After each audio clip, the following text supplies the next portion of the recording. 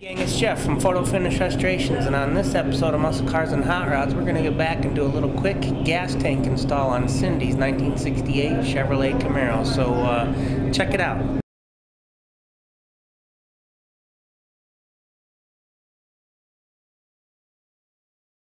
Okay gang, we got our shiny new gas tank all polished out and looking sweet, and we're about to put our fuel sending unit in. But first we will test it. We will test it to make sure it's good. So we got the multimeter cranked up onto the ohms,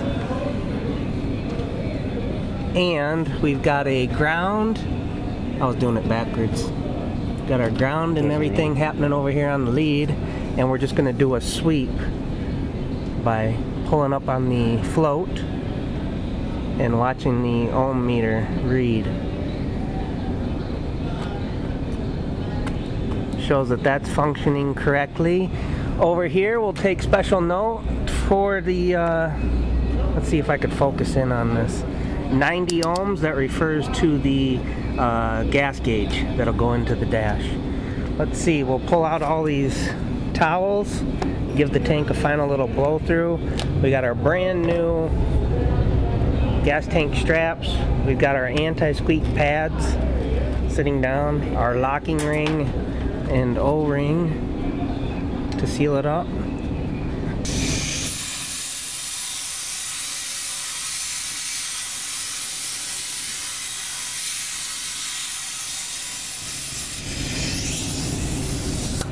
didn't really see anything fly out of it. I didn't either. That's a good sign. Yes.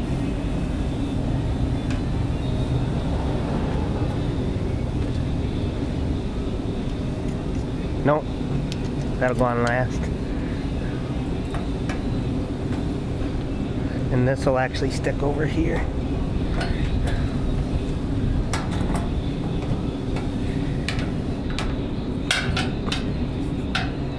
Nice. The locking ring, which is a little, that is a little used and rusty, but it's better to use an original equipment one because we've had trouble with the aftermarket ones.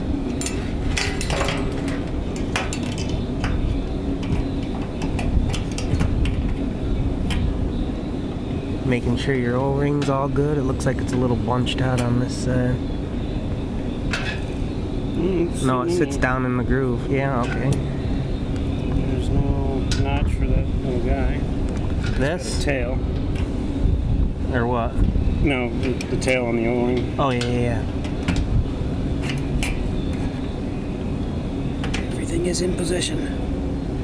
And then we'll just use a regular old ball peen and chisel to knock the little O-ring down into the locking position.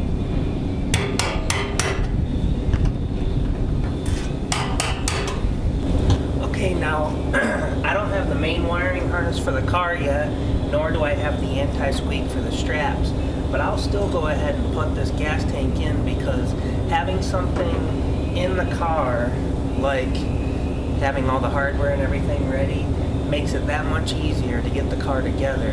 I mean, all I'll have to do is drop this tank down a little bit, plug in the wiring harness, and while I'm doing that, I'll put the straps in. But I go ahead and I keep a list for all our reproduction parts that we're gonna need, and that way stuff can be ordered, because it seems like what I find is you get a car like 30% put together, then you get it 70% put together, and then you get it put together. So anyway, we're gonna go ahead and squish down these straps.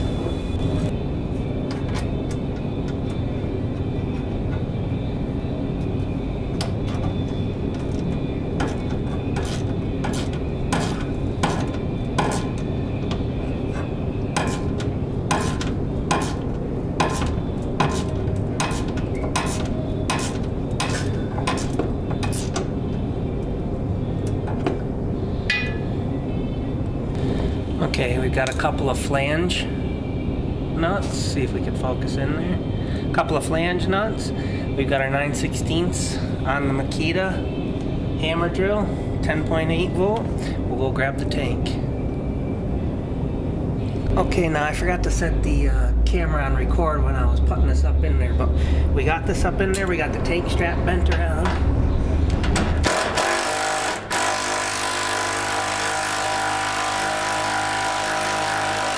And we're just going to start to get the tank straps formed to the gas tank.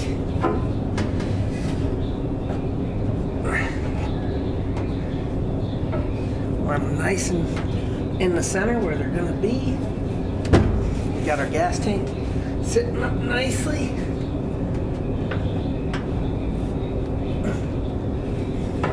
And I noticed that the straps themselves had a little bit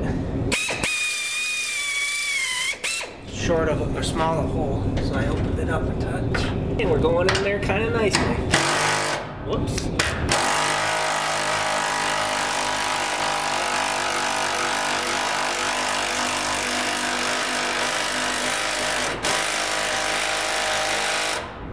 Okay, that socket's getting a little short for that. Have to go get a 3/8 inch drive. But you can see it's starting to go in there nicely. When it's all fit, this will be bent properly up in there once that's dragged up in there good. And yeah, then we'll just take some mothers and we'll wipe down this polish, because everywhere we touch is going to want to tarnish. So we'll get that mother's polish and we'll wipe down all our polished tank.